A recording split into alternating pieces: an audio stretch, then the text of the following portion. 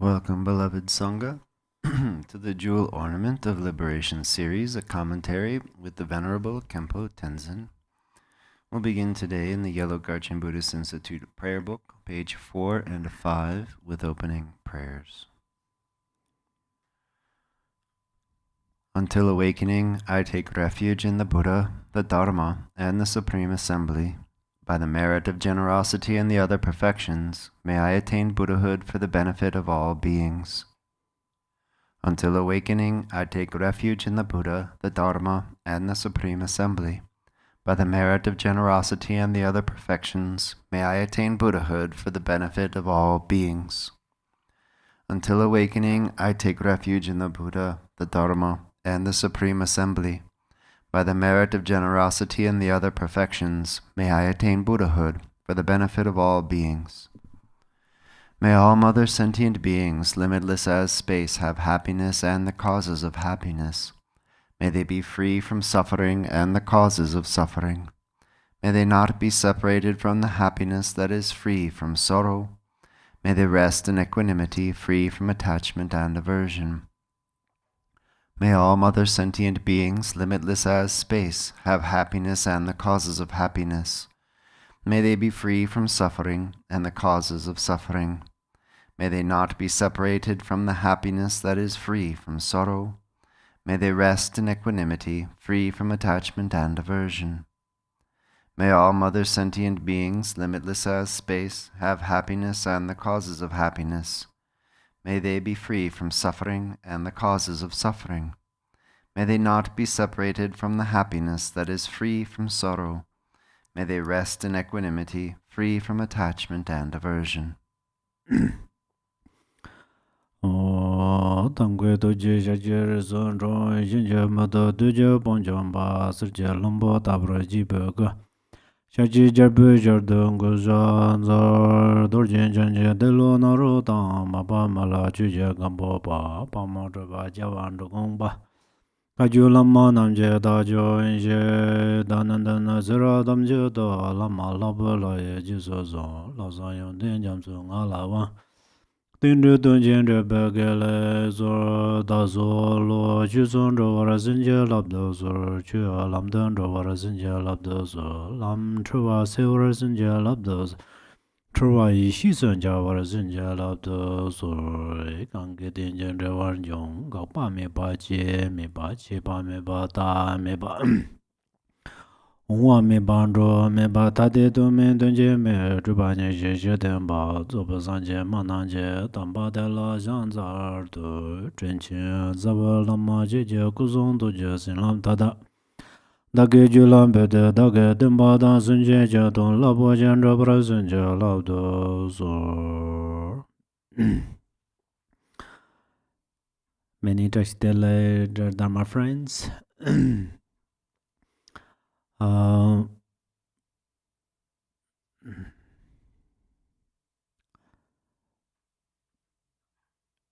First, I would like to say this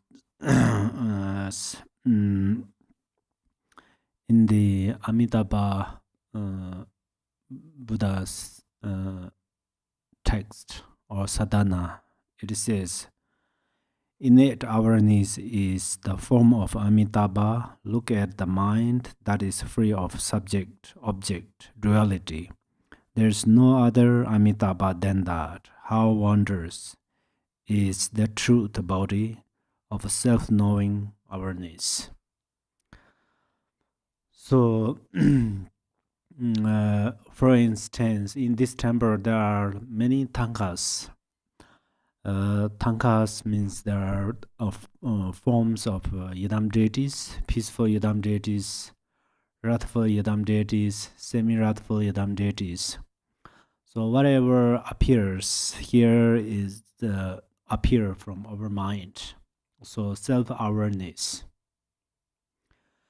Self-awareness in Dzogpa Chimbo, it calls Rangjung Rigpa. Rangjung means naturally occur, and Rigpa means awareness. And in the Mahamudra, it says innate mind.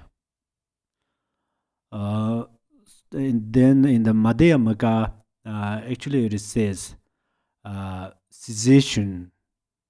Cessation means all thoughts purifies. Then after purified all thoughts, then what remain there is cessation. So there are the cessation, and the Sharavikas use cessation. Mahayana practitioners also use cessations, but there are little difference about the same name, but they have a little difference, the meaning. And then, however, we have this self-aware, how to say, the self-knowing awareness. So we have to recognize that our nature state of mind is Amitabha. Actually, we see Amitabha, we see Shakyamuni Buddha, Vajrasattva. They have different colors, and they keep different postures, but in the reality, they occur from our mind, like the sun and rain together, then rainbow appears from there. Likewise, all of these idams appear from our mind, but then we have to recognize our mind means we are going to meditate. If we do not meditate, then self-knowing awareness is like a daydream. We never recognize this. We will not able to recognize it. The mistake of this unknowing, this self-knowing awareness is then we follow these temporary illusions, like dreams. We trust illusory things. When we trust illusory things, and then happiness and suffering, it's like weather, in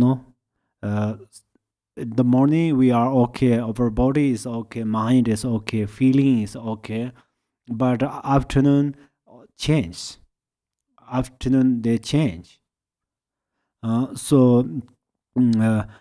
Which means that this temporary happiness and temporary sufferings, they are actually same, because temporary happiness, we are fixate the temporary happiness. When we are fixate on temporary happiness, and then we have lots of problems, sufferings. So that's why we are going to meditate. This is extremely important. There are many teachings. The essence of these teachings are for the sake of meditating. So if without meditate, then Telopa told to Naropa that a yogi without meditation is like a bird taking flight from a boat. If a yogi doesn't cut the rope of fixation like the bird released from an ocean-bound boat, the thoughts always return. The meaning is a bird. You have a bird in the boat, and you just release this bird. This bird fly everywhere, but this bird doesn't have place to stay. That's where then it comes back. Likewise, if we do not cut the fixation, then again we frequently this attachment and aversion occurs. When attachment and aversion occurs, then the suffering automatically occur. So we cannot free from suffering. So that's where meditation is very important. But then for meditate meditate or meditation, then how to meditate, this is also very important. As Lord Jigten Sunggu said in Tara sadhana, actually the 7 verses of supplication of Tara, in this text says, the very important part is although they dwell in the absolute truth, some are ignorant of the interdependence of cause and effect and confused by the meaning of that which should be understood. Omniscient Mother Goddess, please protect them. So usually we say, we explain and we mention frequently, we say karma cause and effect, but we have to know karma cause, how karma cause and effects are related. When we speech, even teachings or speech and listen and meditating, so always we are going to watch our mind. Otherwise, sometimes we thought we are practicing Dharma, but it's very possible we cultivate some non-virtues. That's where this morning, the beginning of this teaching, I recited the Gamboba's verse. It says, may my mind come on path of Dharma, come to Dharma path. Lo chusen rawar chinjala. Gurus, yadams, please bless me that my mind goes to Dharma path. Yeah. And then second verse it says, Chu lamdan rawar chinjala dusa. May you bless me that my Dharma practice is going perfectly. Why we supplicate like that? Why do we supplicate like that? We are practicing still. Why do we supplicate that my Dharma practice goes to perfect way of Dharma? So which means sometimes we thought we are doing wonderful practices or so forth, but sometimes we mixed over these mundane thoughts, like there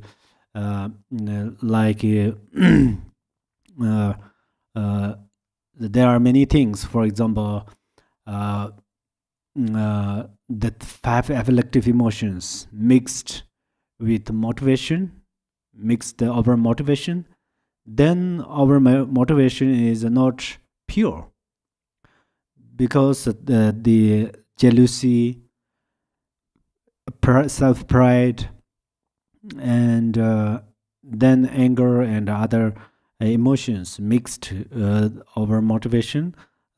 Looks like we are practicing Dharma, but sometimes then we are not sure we really practice Dharma or not.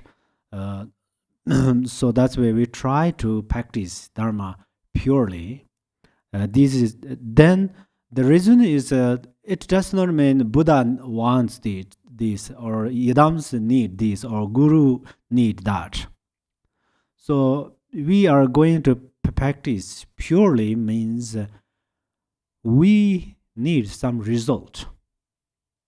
We practice Dharma, then we need some result. If there is no result, then karma cause and effects are not true. So how much we purely practice, clearly practice the Dharma, then we have more results. We have a great result. So this actually and you are practice purely more better than me. I trust you, but sometimes I remind you.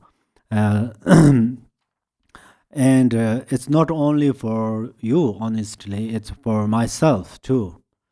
There's one Mahasiddha, ancient Mahasiddha, great Mahasiddha, he said that uh, uh, I gave you path instructions, this benefit to myself too.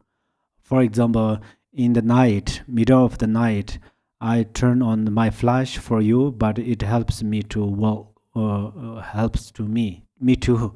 He said that likewise, it actually I'm talk here is not always for you. Honestly, of course, I should generate bodhicitta, so then I have to think, oh, this is for the sake of mother sentient beings, but at the same time, it benefits to myself.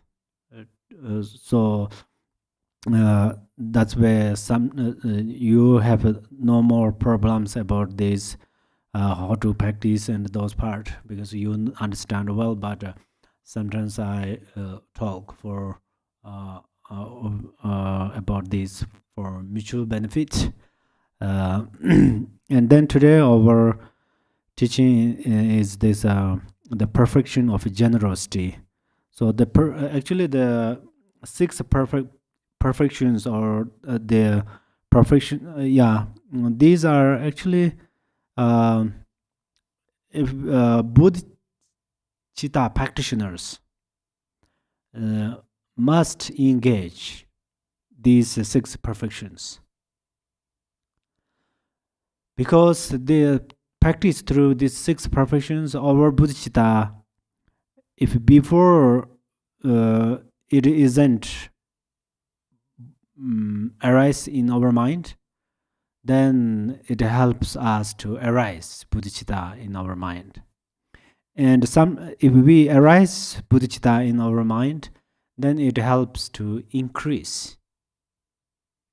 If it is increasing in our mind, still it support to it will become boundless.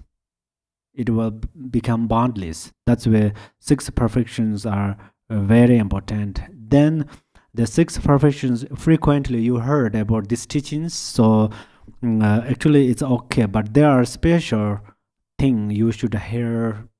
Is for example, you are practicing generosity, so how to practice this? These are the kind of this method it mentions. So that's where we are going to learn more and listen more. Then the beneficial is, for example, in the World Peace Prayer, it says, in my mind, how to say it, may bodhicitta arise naturally in my mind. So this is a favorite part. So this sentence has some power, more than other power, other sentences. There are maybe 12 more sentences. I don't remember exactly the number, but important thing is this bodhicitta naturally arises. May bodhicitta naturally arises in my mind. Naturally arises, which means actually we can create how to say, contrivedly, probably we try to arise bodhicitta, we make efforts, but these is very important. We try to arise bodhicitta in our mind. This is very important, but then frequently we try that, and then eventually then our how to say, bodhicitta naturally arises in our mind. Okay, then the perfection of generosity, of the detailed explanation of the individual perfections. First, to explain the perfection of generosity, The synopsis is the following. The perfection of generosity is summarized as sevenfold. This sevenfold tells you clearly how to practice generosity. Reflections on the drawbacks of its absence and the benefits of its practice. This is number one. Number two, its nature. Number three, its different aspects. Number four, the definite characteristics of each aspect. Number five, how it can be increased. Number six, how it can be made pure. And number seven, its fruits. So that's where always it mentions fruits. Over practice, we need some fruits. Without the fruits, then practice is useless. And then the first point is reflections on the drawbacks of its absence and the benefits of its practice. A person lacking generosity will constantly suffer from poverty. Rebirth among hungry spirits is most likely. But should there be human rebirth, the person will be poverty-stricken. Actually, letter it mentioned very clearly, but let you know that poverty and hunger spirits, something like that, it mentioned a lot. So actually, generosity practice means we start to give our precious things to other beings. Give it for others' benefit. So when you give those things to others, then those precious things are your thing. If you keep with greed, you keep that through your grasping, that thing is not your thing. Actually, letter it says here. It says in letter, but then the meaning is that poverty, for example, sometimes we have lots of things. For example, we have lots of food, lots of dress, and then other facilities. But because of greed, power of greed, what do we think? What we think is, oh, I don't have. I have not enough food. I have not enough clothes. I don't have enough something. I don't have. So that means poverty. So hungry spirits, they have same experience. We are practicing here, for example, practice different ritual practices, and we greatly dedicate for them. But what they feel is, they thought these are not mine. I can't use them. So they don't have courage. We dedicate them. But the best thing is we compassionately dedicate them, then they can use. It more makes sense. Otherwise, if we dedicate something, but we do not dedicate these things with compassion, then they have no ability to utilize them. So compassion is very important. And then the verse summary of the perfection of wisdom says of these: the mercilessly will be reborn among hungry spirits. Even if reborn human, they will be poor. That's very true. Poor means how much you have money. No, it's poor or not. Some has lots of money. Some have lot of money, but they cannot utilize this money for benefit other beings, and they cannot offer to the treasurers and other uh, uh, how to say the uh, yadams or so forth. Even they cannot utilize oneself. They always keep somewhere. Eventually, mice takes away the so it's very possible. And then some food also keeps for longer, and then eventually nobody can eat. Even ourselves cannot eat. Sometimes it happen. That's where too much greed is very harmful. So poor means that someone has no more things, but they are always happy because satisfied.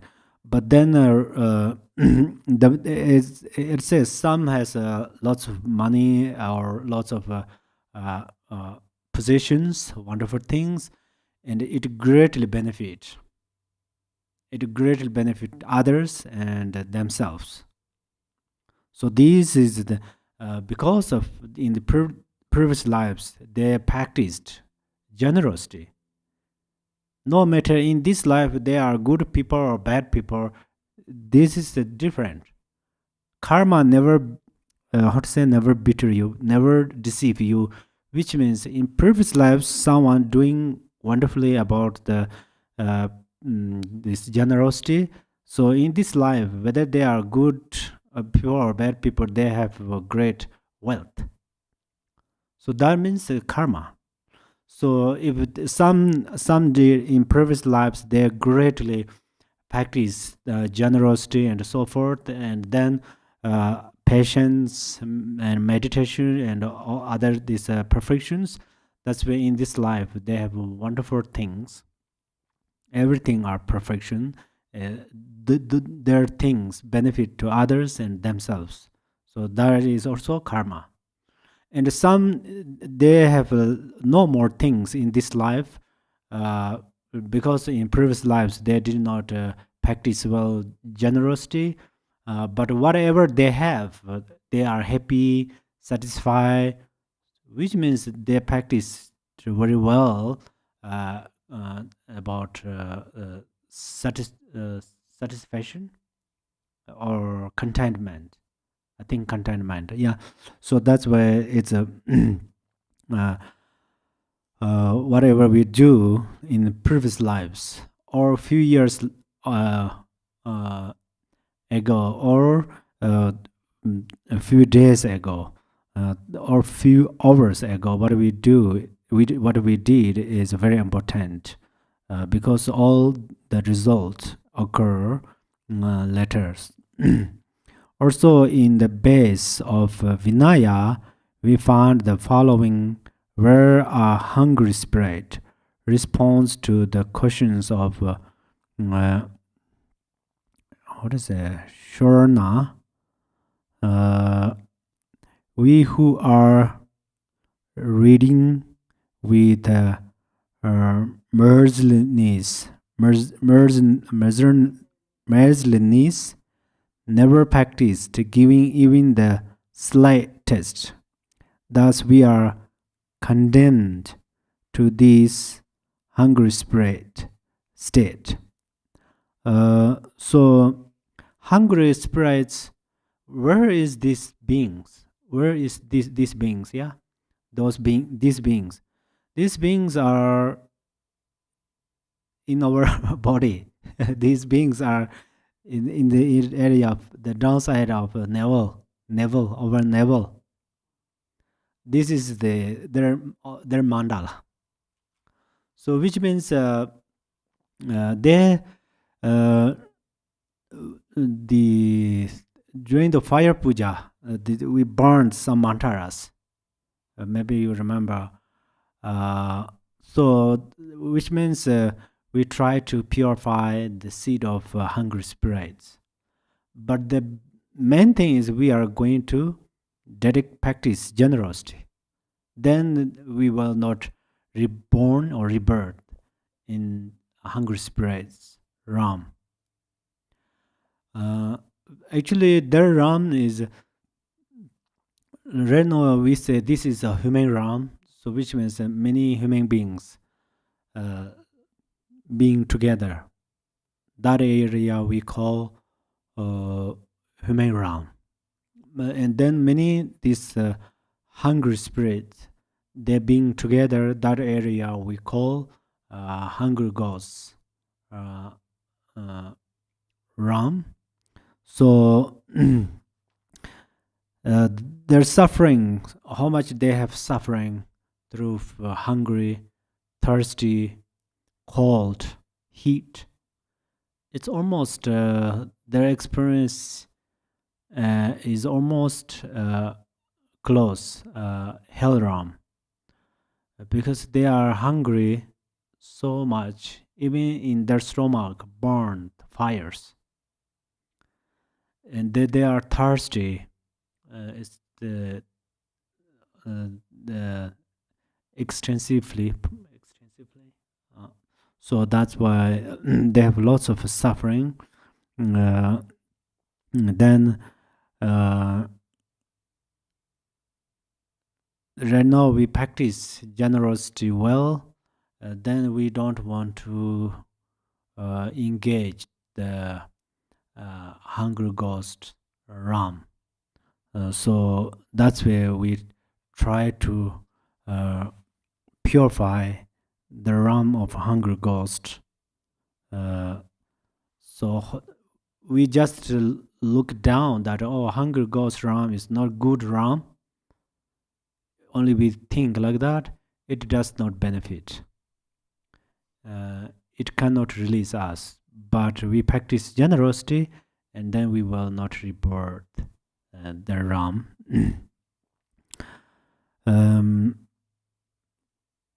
Furthermore, without generosity, a person can neither help others nor achieve Buddhahood. So it is said, those unaccustomed to giving are without wealth and have no power at all to gather beings to them.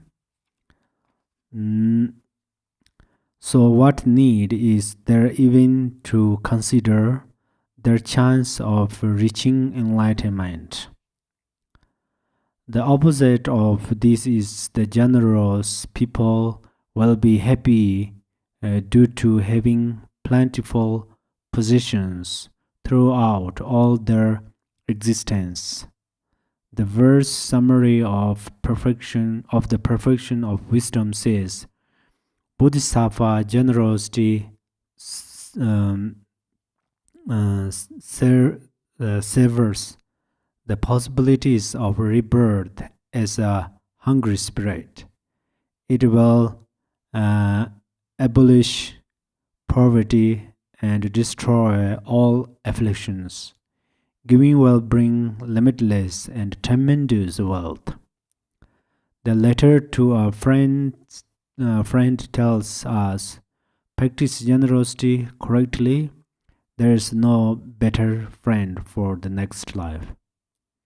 So generosity, some have, some can earn good possessions effortlessly. This is also power of generosity. In previous lives, one practiced well generosity, perfection. Then this life, some babies born in rich family, and then they have a good. They can get like a every facilities are good for them. For example, they can go higher schools, nice schools, and they can learn well. So, but some children born or birth in homeless family. So that's where this who made this? Nobody, no one made this, but it only related one's karma in it's related in previous lives, so if future not always next life, actually it mentions next life, but the next life it's related to future. If you want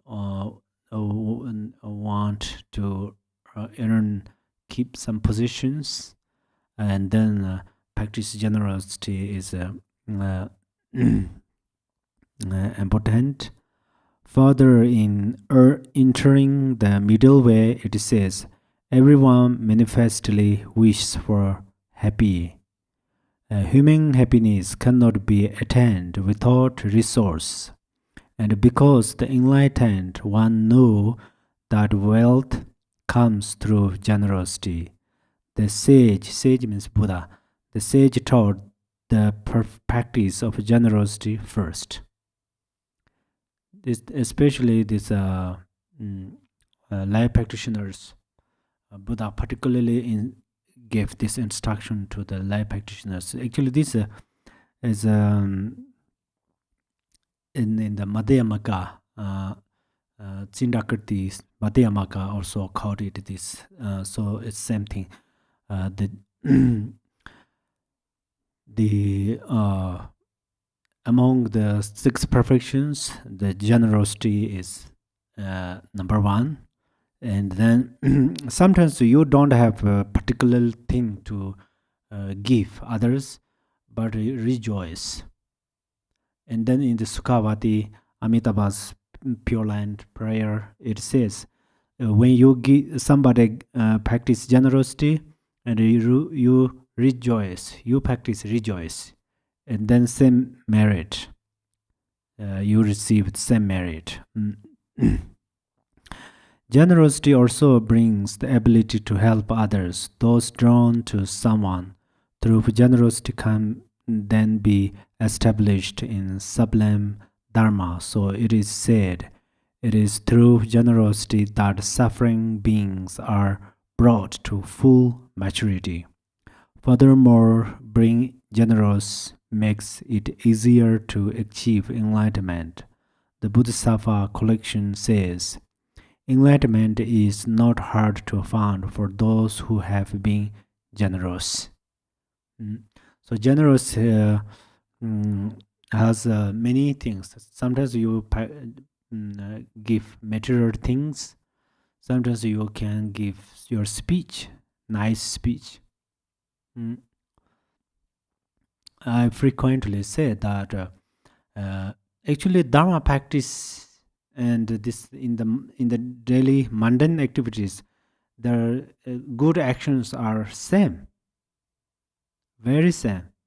So through speech, how to give, how to practice generosity through your speech is, of course, teachings. This and teaching dharmas, of course, but other teachings, language teachings, and like social science teachings, and other how to construct it, kind of everything, whatever you teach through good motivation. These are also generosity, and especially when you speak nicely, politely, they are also practice generosity. If you don't have give some money and those things, speak politely. These are also practice the generosity. And then also the clouds of jewels Sutara says, generosity brings about the enlightenment of a bodhisattva. Actually, bodhisattva, they need a lot of things. They need extensive knowledge. They need wealth. They need actually they need everything for benefit others. So further, we found our presentation of the drawbacks of a lacking of generosity and the advantages of its practice. How to say, interspersed in the questions of the layman Ugra Sutra. What I have given is mine. Exactly here. This morning I unclearly try to explain, but now you will be clear. What I have given is mine. What I have hoarded is not mine. I think you memorized that, or you keep in your phone. So this you share this others. It really helps. What has been given has purpose. What is hoarded is pointless. That which has been given does not require protection. What is hoarded does. What has been given brings no anxiety. Whatever is hoarded is accompanied by worries. Is it true? Yeah, we have there is a saying in Tibetan. If you have a gout, GOAT, gout, then you have more worry about that because you have to give water, grass, and then in the winter you have to keep it warm, and then morning it is let it go in the mountains. Evening it should collect in Tibet. We do like that. So there are lots of things, and then they think they're worried. Perhaps a wolf will eat, or some kind of a thief has come and stole it, or some. There are lots of worries. So that's where it's very true. What has been given shows the way to Buddhahood. What is hoarded shows the quick way to evil. Giving will bring great wealth, and hoarding will not. Giving will never know the end of wealth. Hoarding will exhaust it. Okay. The second point is its nature. Its nature means the nature of generosity. Yeah. Generosity means to give completely. Give within unattached mind. Bodhisattva level says, yeah, unattachment. We can give something, our material things, but still we have attachment. So we have attachment. What happens? It's quite hard to benefit others.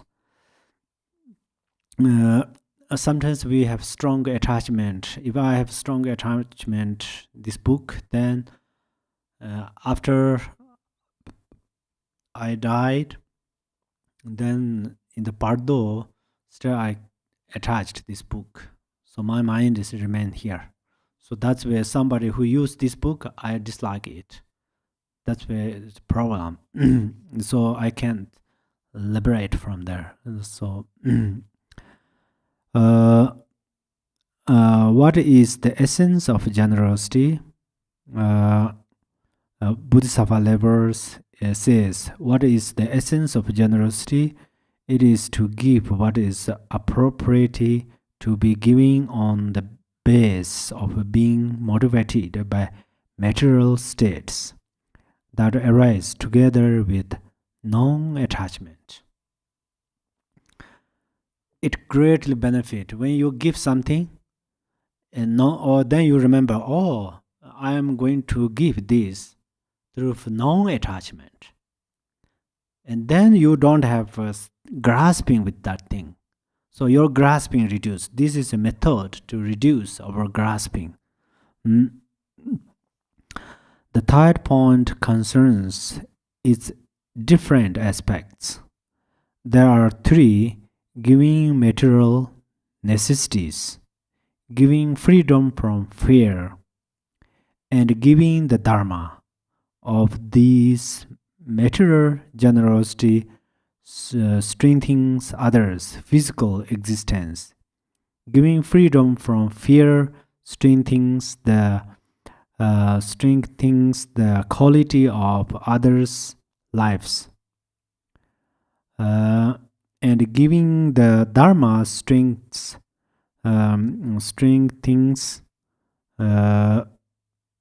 their minds. Furthermore, the first two kinds of generosity bring well-being to others in this life, whereas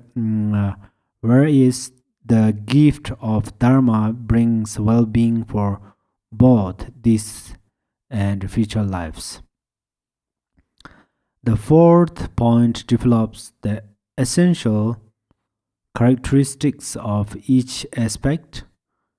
Material generosity is itself of two kinds, proper and improper, the former to be cultivated, and the latter abandoned.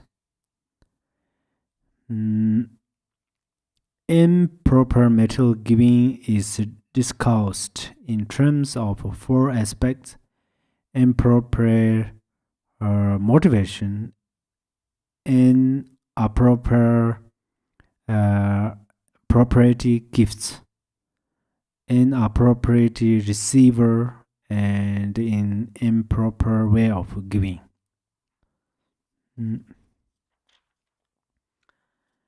In improper motivation can be either distorted motivation or in inferior ones.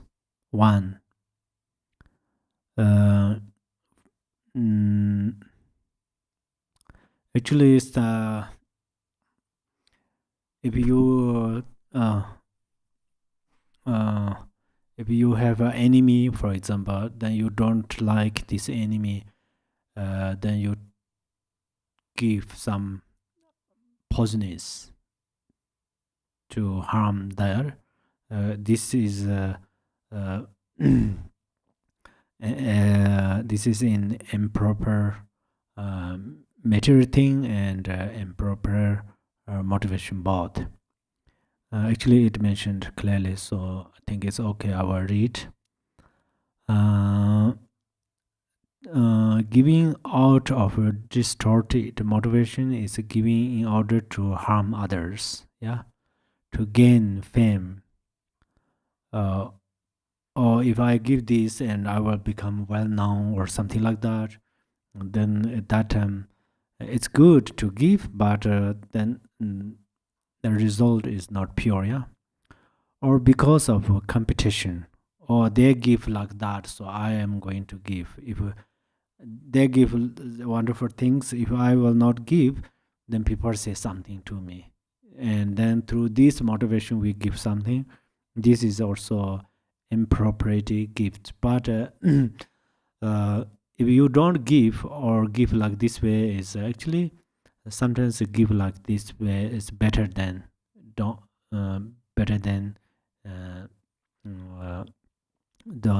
give. Because for example, there is a one person is totally hungry or thirsty, and then you through your motivation gives is like a gain fame or something like that, but this food and or drink benefit others. So right now it mentioned about result. So but your result is not like that. If you give the price is like $5. If I, for example, this book, if I bought this book by $10, and then I give this someone through property in property motivation, then result is not great, but still it benefits others. But right now we are mentioning about how we practice perfectly. That's where a bodhisattva should renounce all three bodhisattva levels, says.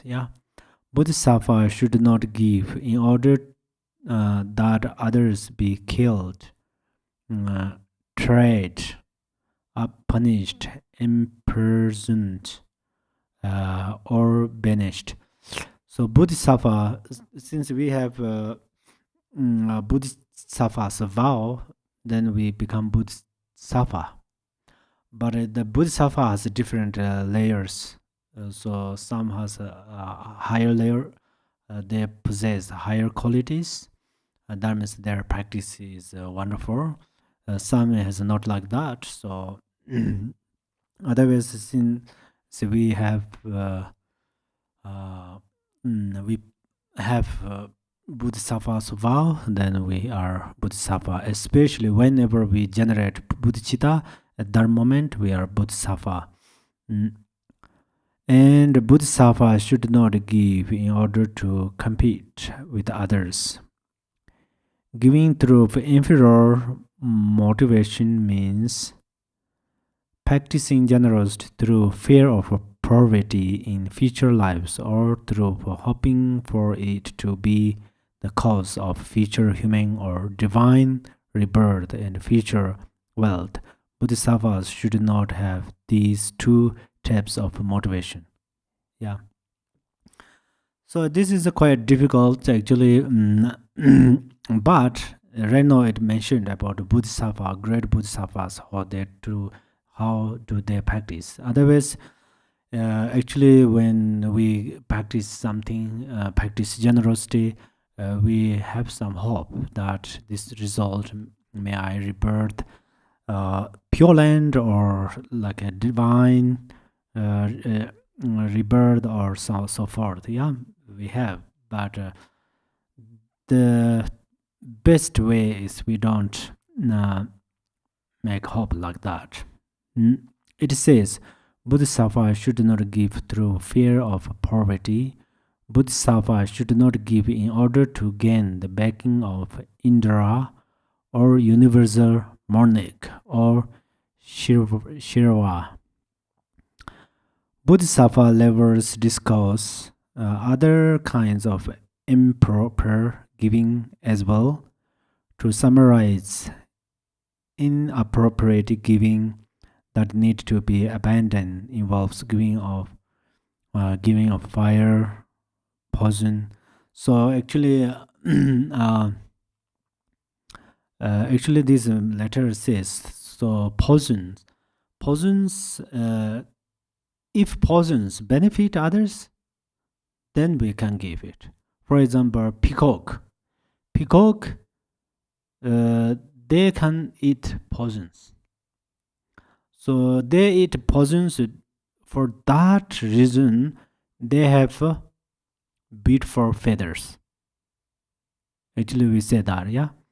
So then it's okay to give them because these poisons benefit to them. But if it does not benefit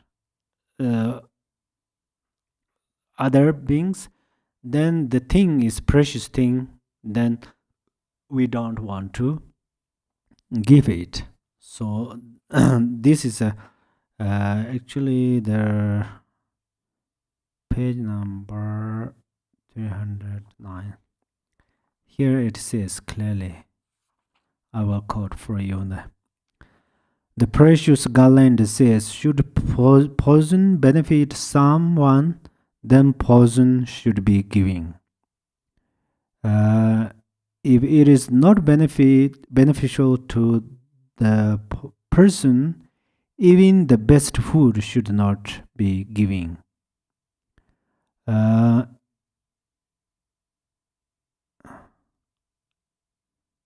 It is said that chopping off a finger, beating by a poisonous snake is beneficial. The Buddha taught that even unpleasant things should be very clear. Yeah, so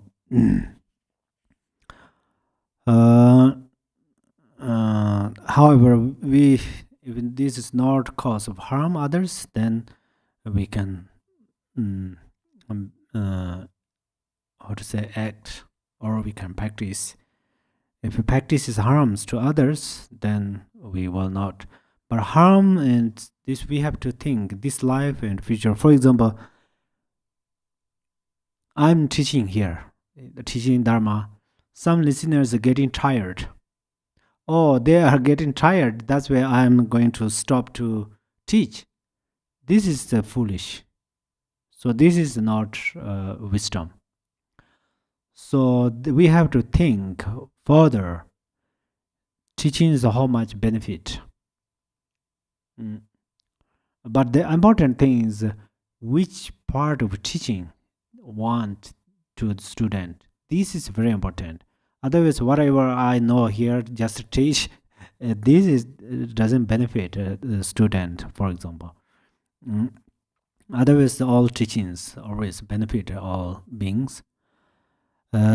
Bodhisattvas should not respond to requests for sinners, hunting devices, and so forth. In brief, for whatever may harm others, they should not give away their parents or use them as collateral. They should not give away a non-consenting spouse or offspring. There is a question. If not non-consenting spouse or offspring, but some bodhisattvas did in the story of some bodhisattvas. So then the things they should agree that if they do not agree to you, and then whether you practice this generosity, you give the husband or wife or children to others, this is not perfect. This is not right. They agreed. Oh, some do. They bought the bodhisattvas. Oh, someone ask, for example, one person, some ask to one bodhisattva, please give me your wife. And then he told to her husband is bodhisattva, was bodhisattva. Then he said, I am okay. You can give me others for practice your for increase your practice and benefit others. She agreed that. There is a story. So kind of this way it's okay. Otherwise, your offspring or this what is called spouse do not agree to you, then if you give them away, it's not okay. A person of much wealth should not give little.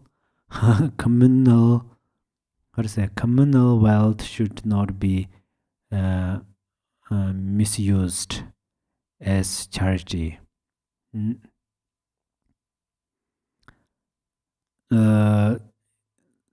This is same recently, weeks ago we discussed on there. When we offer, if you have nothing to offer, it's okay, you practice. The Malarepa has nothing to offer. That's why he said, I offer my practices. This is the excellent offer for him. So some bodhisattvas offered thousands of temples, and they become great sponsors of these thousands of monastics. So that is they did, some bodhisattvas. So same like when you have this much wealth, then you give small thing is okay, but best thing is you give more. If you don't have to give anything, you practice well, that is the best gift. Then next, abandoning inappropriate recipients refers to the following. Even though demons with harmful intentions may beg you for your body. So this two practice, maybe some has experience during the two practice. Someone real has to go to the channel ground. Two practice is a very special mandala practice because mandala practice and this generosity practice are quite similar. Their main purpose is to reduce self-grasping, so that egoistic mind. That's why during the two practice they are going to it say, if you like my flesh, I give you my flesh. If you like my bones, I give you my bones. Give I my bones. If you like my heart, I give you my heart. In the two sadhana said that, yeah. So sometimes the spirits, gods, they test you. Some my friend also told me they do retreat in Tibet. Then they hear different things. There are many stories, but sometimes you are not ready to give one's body. You don't. Ready or not ready, how do you know? Is if you have a strong grasping to your body, then it's not okay to give your body, which means you will regret. You will regret, then you have painful suffering because you have there is remain self-grasping. If you have not regret whatever you dedicate, then you can. So it's quite similar actually. Not only body. It's much wealth, you should not give little. Means if you have much wealth, but if you give expensive things, if you think, oh, maybe I will regret, then you don't give. You can give small things. This is important to know.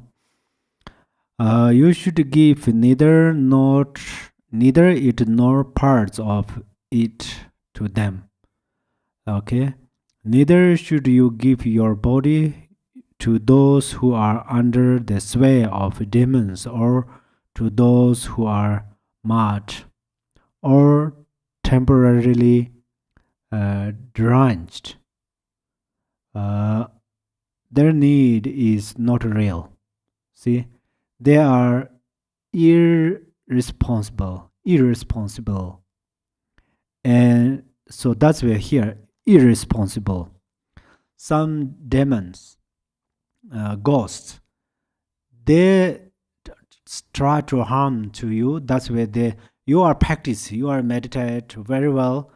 That's where they don't like. We call demons or ghost, means they have a lot of harmful motivation in their mind. That's where they try to destroy it, your practice.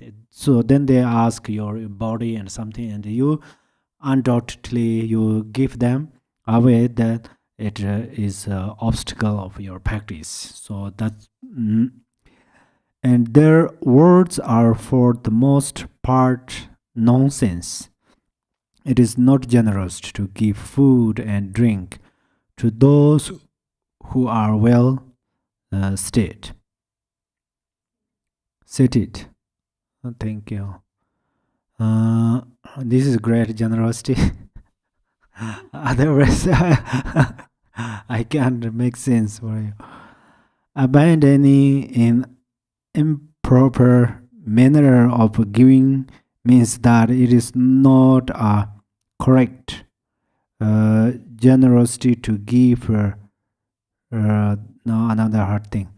Reluctantly, to be angry about the giving, or to give with a disturbed mind. One should not give to deprived in a state of contempt or disrespect for them.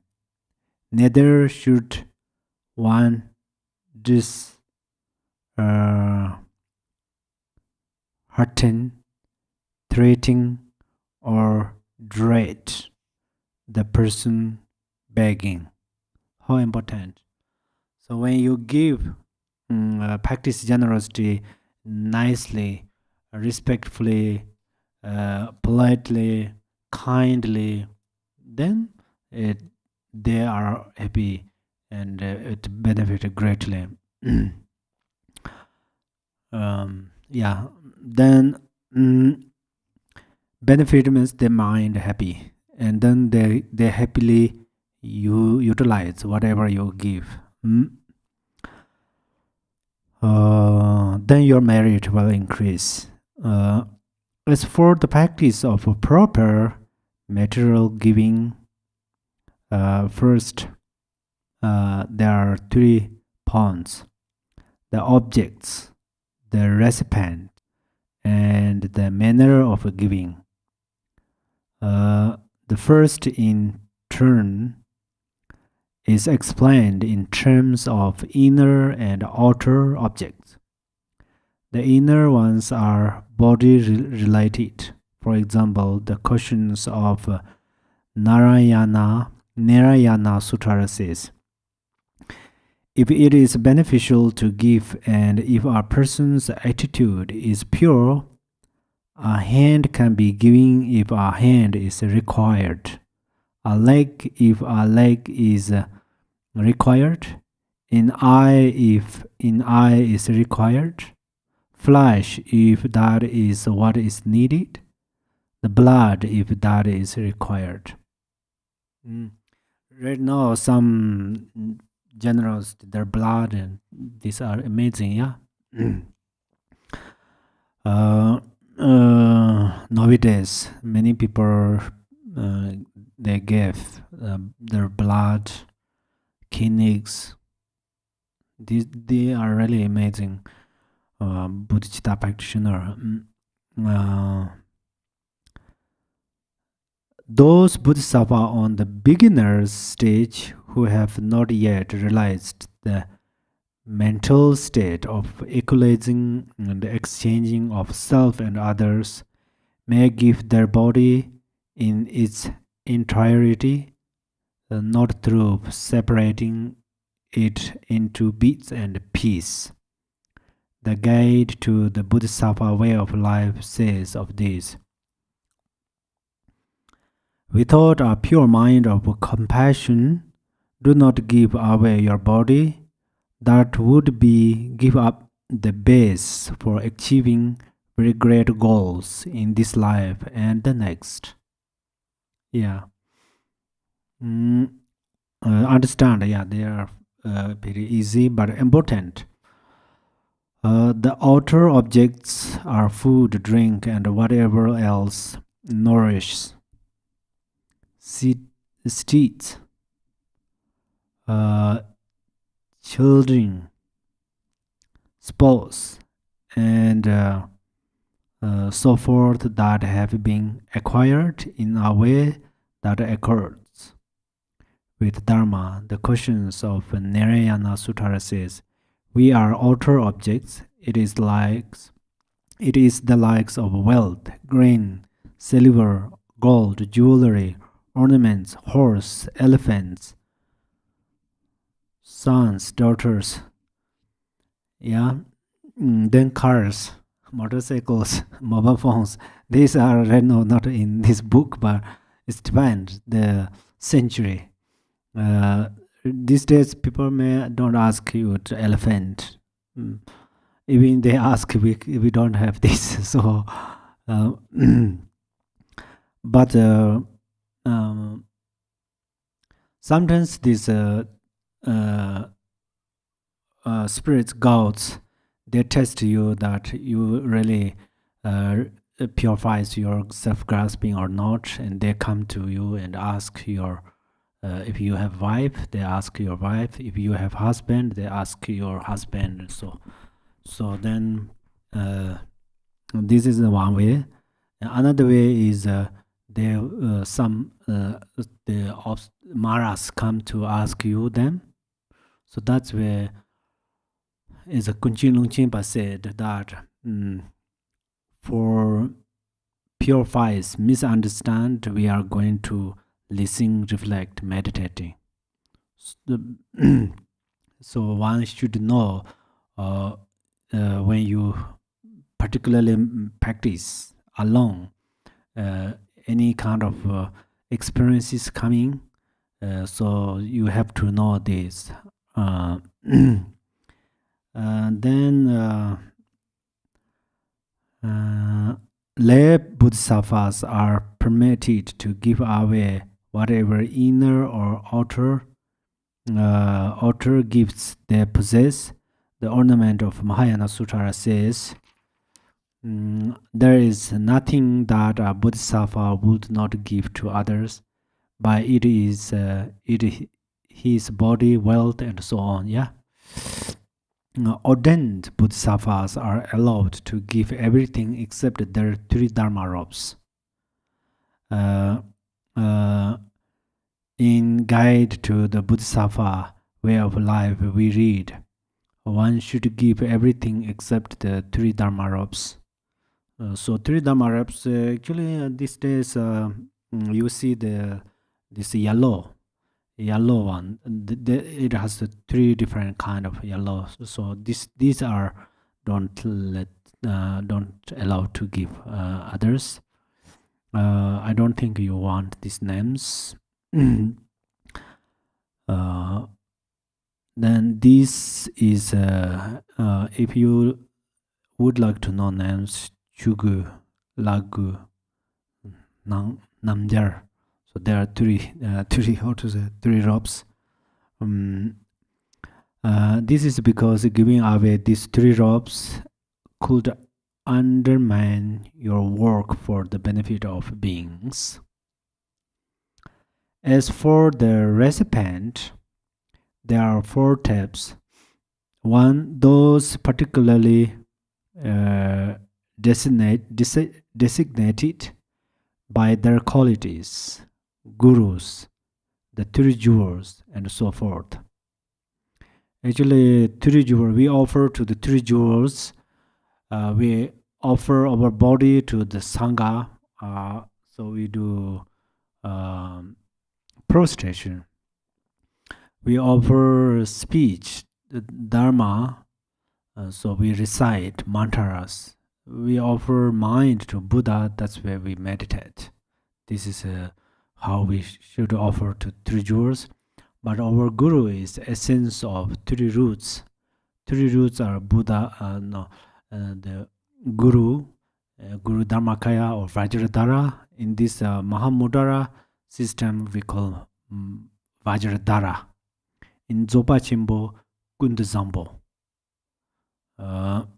So then these in the Madhyamaka innate mind is same. So then these guru is the essence of three roots, which is Vajradhara, and then Yidam and Dakinis. And then we offer guru, that means we offer all of the three jewels and the three roots. Second, those particularly designated by the benefit they have brought, father, mother, and so forth. Because of parents, we are so grateful for our parents, that's where we practice generosity towards them as a great benefit. Third, those particularly designated by their sufferings, the sick, the unprotected, and so forth. When we go to the hospital, I think I have ever said some friend that say it's quite difficult to generate compassion. They told me so. They are very good people, so they are honest. So sometimes you go to you go to the hospital. There are many patients, and then practice generosity, and then frequently remember. But don't visit there frequently. If you frequently visit in the hospital, slowly you become familiar and you lost your compassion. So it's become like a normal. But sometimes visit and help and then come back in your heart or your house, and then improve your compassion. It's a great condition or recipient. Okay, then fourth, those particularly designated by the harm they have done, enemies, and so forth. The guide to the Bodhisattva way of life says, if one strives in the arenas of qualities, benefits, and suffering, great goodwill, I would say, ensue. Yeah. And then actually, I think it's later it mentioned, but protect.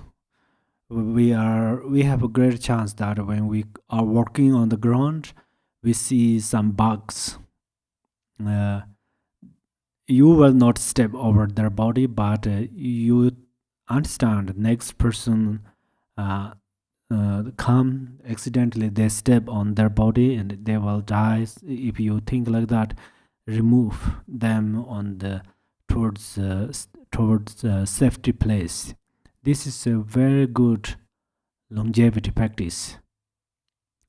We all need long life. Yeah, if we need a long life, we are going to protect other beings, release other beings. These are very important. We are being vegetarian, and this is a very important. Rejoice, and but at the same time, we release other how to say lives who are under the very dangerous situation. We protect them, then it greatly benefit us. Then next, concerning the way in which the gift is giving, these are very important. One, there is the giving with the very best of intentions. And second, the act of giving must be accomplished in the best way. Okay, the first consists of giving with a compassionate motivation to attain enlightenment and so benefit beings. As for the second, giving through the best possible action, it is said in Bodhisattva level, a Bodhisattva should give joyfully, with respect, in person, at the right time, and without harming others. The first of these means to be joyful about giving during all three periods of the act. That is to be glad about it benefit giving. It before giving, to give with clear-minded joy, and to have no regrets once the giving has been done. So this is how important. And psychologically, we think you are giving something joyfully. So then when you have joyful mind, joyful feeling, this is a great health. So only we taking medicines and some take care about food. These are, of course, priorities necessary, but sometimes only them does not enough. So that's where keep happiness, happy mind, and joyful mind. It's very important. You particularly meditate like on the joy, or meditate the joyful feeling. It's sometimes difficult. So whatever you do, especially when you help others, do it joyfully. Then it has benefited. So you ask about yourself, is it really true or not? You experience through your feeling. Then your feeling tells you clearly. So whether we are listening Dharma and teaching Dharma, or doing drip or whatever we do, eating multiple food, included. Everything is for the sake of happiness. That's where we are. Right now, we have a precious human life, which means we have a special wisdom. So we utilize them and keep happiness, happy mind, happy life. With respect means with respect for the receiver. In person means not delegating the task to someone else. At that right time means when what is pledged has already been acquired without harming others means giving in a way that does not cause harm to your immediate circles or to their gardens. In this respect, you should not give something even though it may be yours to give. If so doing, even though it may be yours to give, if so doing brings tears of sadness to the eyes of those within your immediate circles who helped acquire it. Actually, one can't make like those things, but joyfully give is very important, because joyfully is, oh, I have opportunity to give these things, so then always feel that thank you so much, you helped me to reduce my grasping, you support me to me one step towards nirvana. So think others' kindness, and then it is pure practice. And then generosity should not be practiced by giving goods that have been embezzled, buggled, or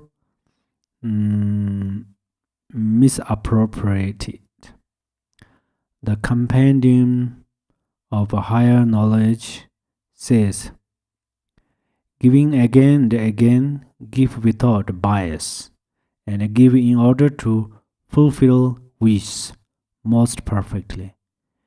Giving with bias is then your wealth finished and health finished, which means your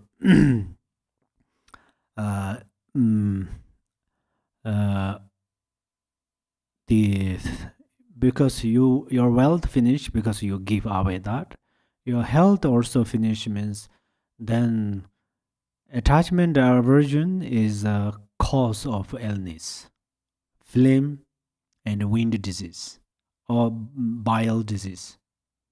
What's that? Gallbladder. Biles. So that's where oneself create this disease. But when give some materials with joyfully, and then there is no bias, and that means that you prevent two disease.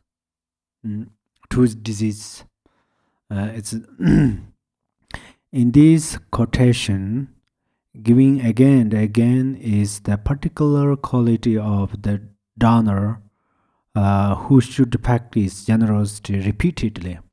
Actually, repeatedly is it's all the practice.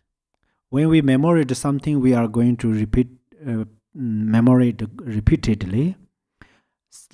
Likewise, when we are meditating, we are going to do repeatedly, and eventually we come into the nature.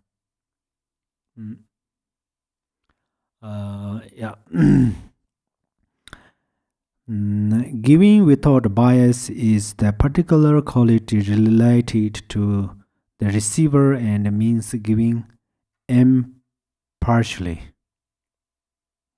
Receivers are so happy when you give kindly. Give in order to perfectly fulfill wishes. is related to the gift itself.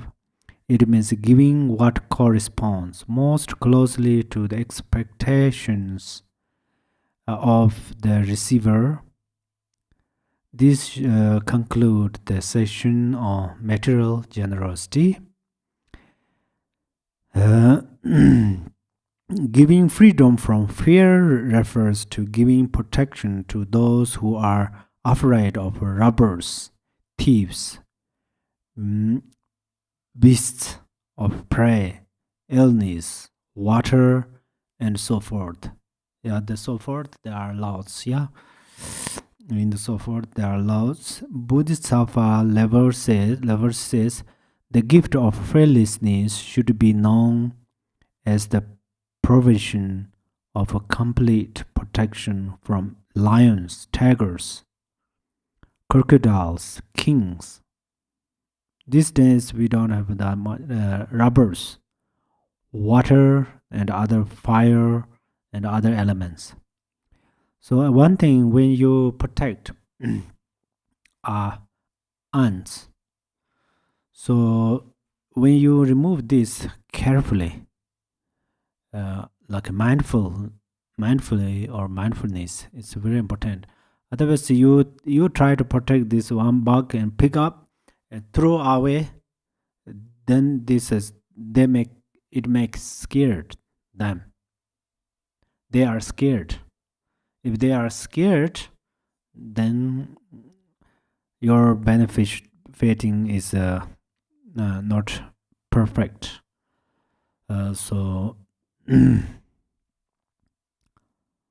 words, okay. The gift fearlessness. Okay, this giving the Dharma is explained through 4 points. 1, the person being taught. 2, motivation. 3, giving authentic Dharma. And 4, the actual presentation. So not easy to giving Dharma generosity, yeah? Practicing Dharma generosity of Dharma. So the 4 responsibilities, always we have to keep them in our mind.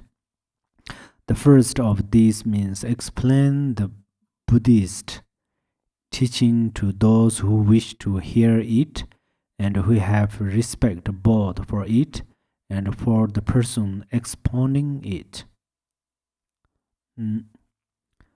As for motivation, I think this second, is it? Yeah, second, the motivation. Wrong motivations are to be abandoned and only correct ones should be present. To give up wrong motivation means to teach Dharma without concern for honors, praise, or fame, and to not have materialistic incentives. The verse summary of the perfection of wisdom says, without material gain, one teaches the Dharma to beings. Very important. Oh, if I were to teach, I have some material thing delivered there. If we motivate like this, through this way we're teaching, our teaching is not pure. So if naturally received, that is different. So your motivation is how I can benefit others. In one sutta, it says, Bodhisattvas, they, since morning wake up and evening go to sleep, always think, what kind of merits? There are 2 kinds of merits, accumulation of merits and wisdom merit. I'm going to accumulate merits and how I should benefit others. Always think like that. So these are very important. In the Kashayapa chapter Sutta, it says, the Buddha speaks highly of the gift of Dharma being given with a pure mind, unconcerned with material gain. Yeah, having correct motivation means that compassion should be your motivation for teaching Dharma. So Dharma teachings best, there are three consecrations. When we consecrated statues, we need many substances, yeah? Likewise, for teaching, there are three substances, which are compassion, wisdom, and bodhicitta.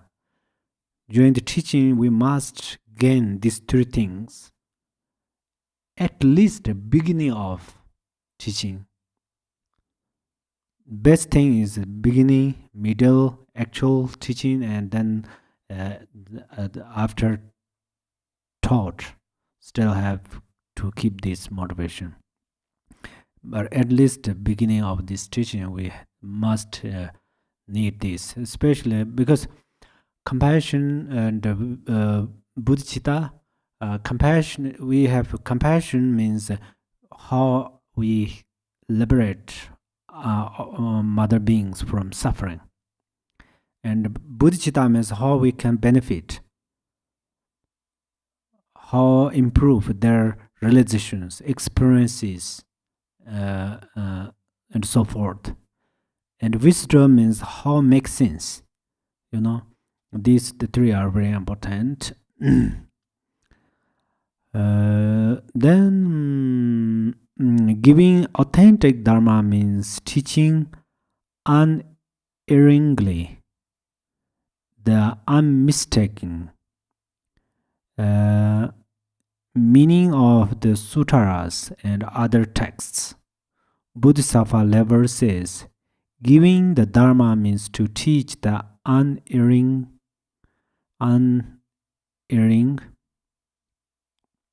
Dharma, to teach the appropriate Dharma, and make sure that the fundamental points of training are well understood.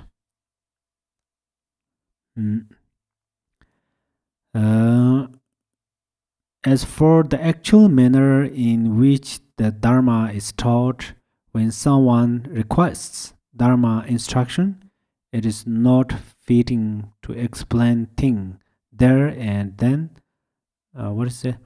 As for the actual manner in which the Dharma is taught, when someone requests Dharma instruction, it is not fitting to explain things there and then. Chindra Parba Sutara says, should someone request you for a gift of the Dharma, you should first utter the words, I have not studied it extensively, and do not teach. Okay, so why we should say I have not studied it extensively, which means we should teach humbly. The meaning is we are going to reduce self-pride. Self-pride, otherwise it's possible to stay on the higher throne, and then everybody looks, they showed some respect actions. It's very possible to arise self-pride. So that's where oneself first try to reduce all this self-pride. It's very, and do not teach straight away. Examine the stability. However, if you know the person to be a worthy vessel, then teach the Dharma even without being requested. How important that. When the teaching the Dharma, it should be in a clean and pleasant place. The Lotus Sutara says, in a clean and pleasant place, arrange well a wide set for teaching. In such a place, you should sit on a teaching throne, and then expound the Dharma. It says, well seated on an elevated Dharma set that is beautifully arranged with the various pieces of cloth. The teacher should bathe, be properly dressed and tidy, and explain the Dharma in Dharma in an appropriate demeanor. The questions of Segramati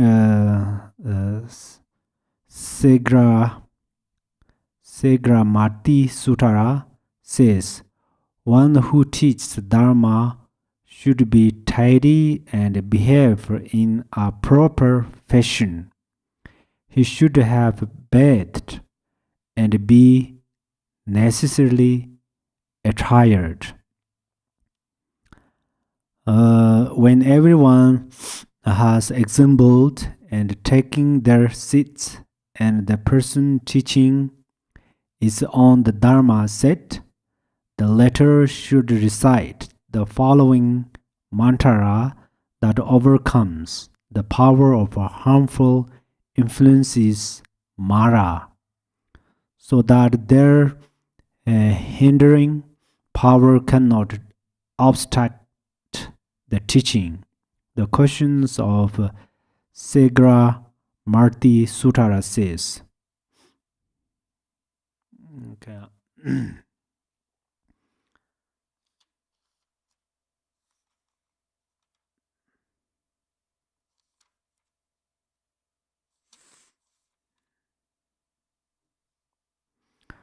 I will read this mantra.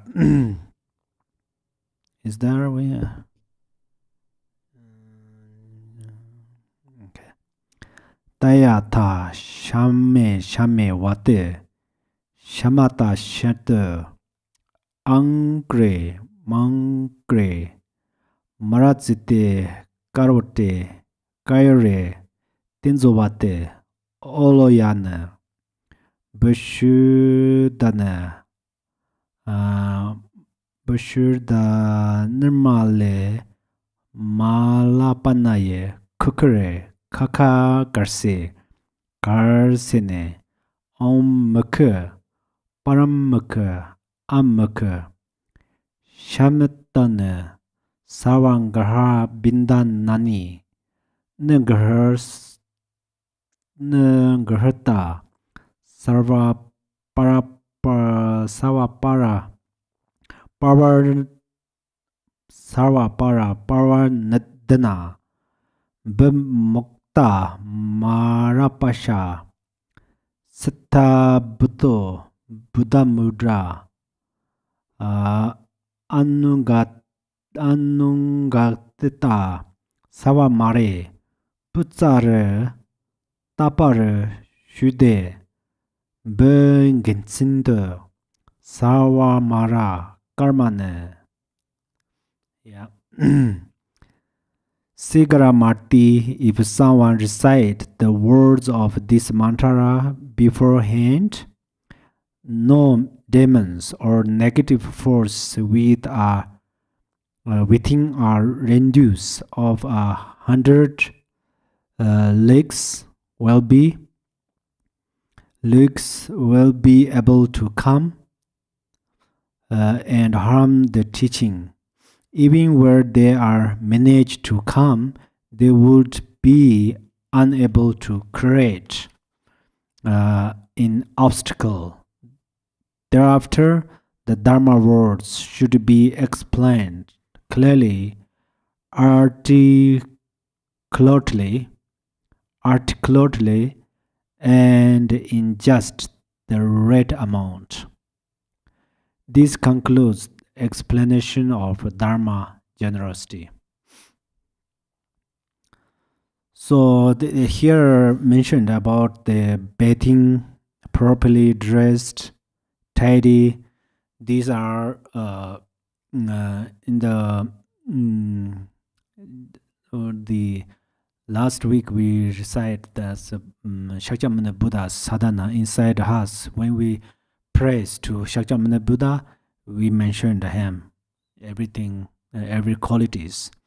So usually Buddha has outer quality, inner quality, secret quality. So outer qualities are when we look at Buddha, his dress, his actions, everything are perfect. That's where it helps us to arise devotion. And inner quality means we are going to study it, and then we know Buddha dwelt, or Buddha have 37 qualities, like at perfection views and so forth. So we remember them, and it helps us to develop our devotions. And then especially secret quality is bodhicitta. So in the Shantideva said that the excellent dharma, which is bodhicitta, which is the secret of the mind. Secret means it's a very, very key point. So some does not know well, do not know well about that. Then they try to keep improve happiness and try to reduce suffering, but it's opposite. They try to gain happiness, but they gain suffering. They try to reduce suffering, to try to gain happiness, but they gain suffering, and they try to reduce suffering, but they reduce happiness.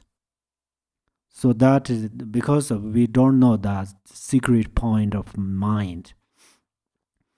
So we are going to remember these things when we see Buddha's qualities and Buddha's forms, tankas, statues, and then whenever we visualize Buddha, we remember this Buddha's three qualities, outer, inner, secret qualities, and then spontaneously arise devotion. What is devotion? Otherwise, we say, "Oh, devotion is important. You have to gain devotion." It's very difficult.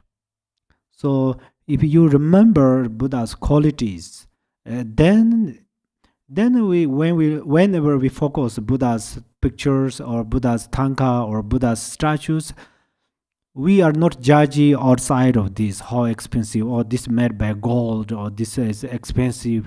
Not like that. Suddenly our mind enters inside of the Buddha's mind.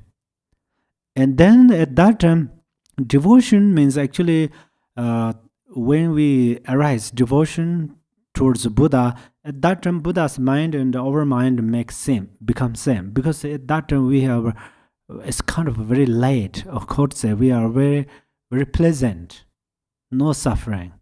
So which means our grasping start to melt over grasping.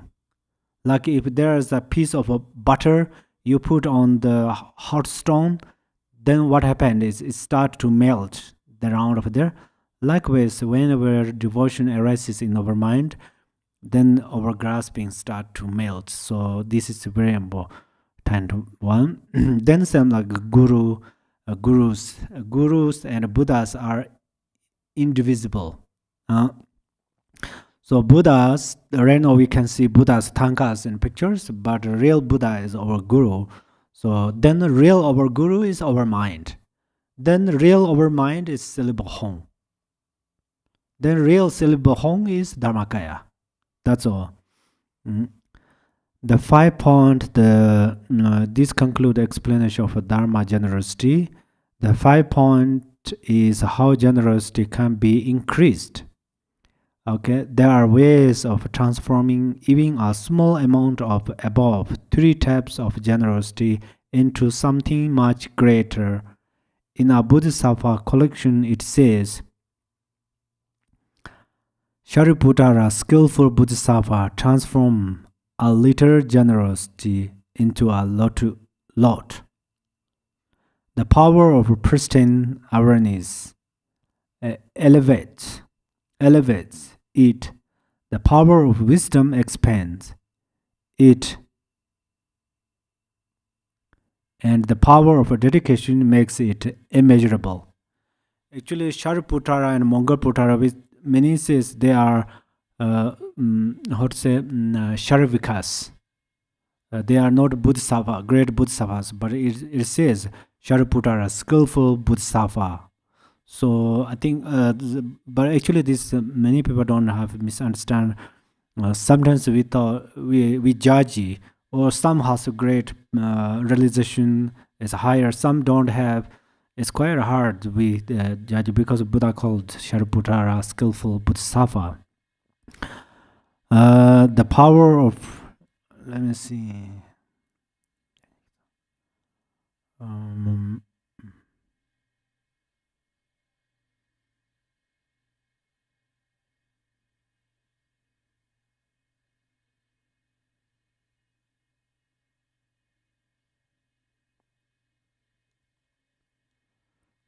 Okay. Sorry, this is actually Buddha does not call to Shariputara called skillful Bodhisattva. Buddha told to Shariputara this how to say skillful Bodhisattvas, but Shariputara is when Buddha was there, Shariputara was he shows like Sharavikas, but in the reality, the Shariputara is we call excellent wisdom being. So then, the wisdom means the ultimate bodhicitta. No? The skillful Bodhisattva transforms a little generosity into a lot. The power of pristine awareness elevates it. The power of wisdom expands it, and the power of dedication makes it immeasurable. So how to increase our generosity is actually dedication. So dedication means when you give something to others, just you give. For example, you give this book to someone. This is generosity, yeah.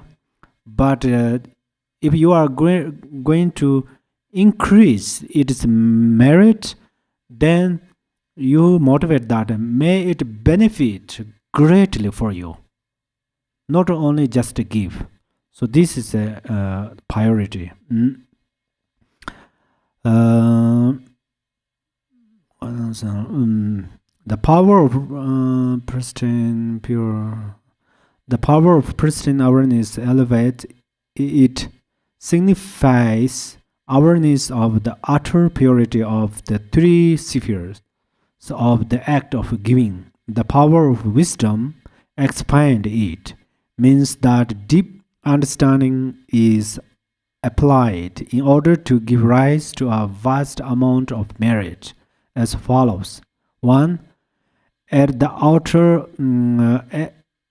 outside, whatever is giving is done so in order to establish all beings in the state of Buddhahood.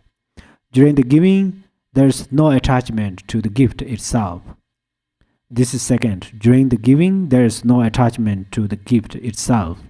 Third, at the conclusion, there is no expectation of good future life consequence from giving. The verse summary of the perfection of wisdom says, no making their giving something substantially existent, and never practicing generosity in anticipation of first for karmic rewards. Such is the ways of a skillful practice generosity. So a little gift becomes much to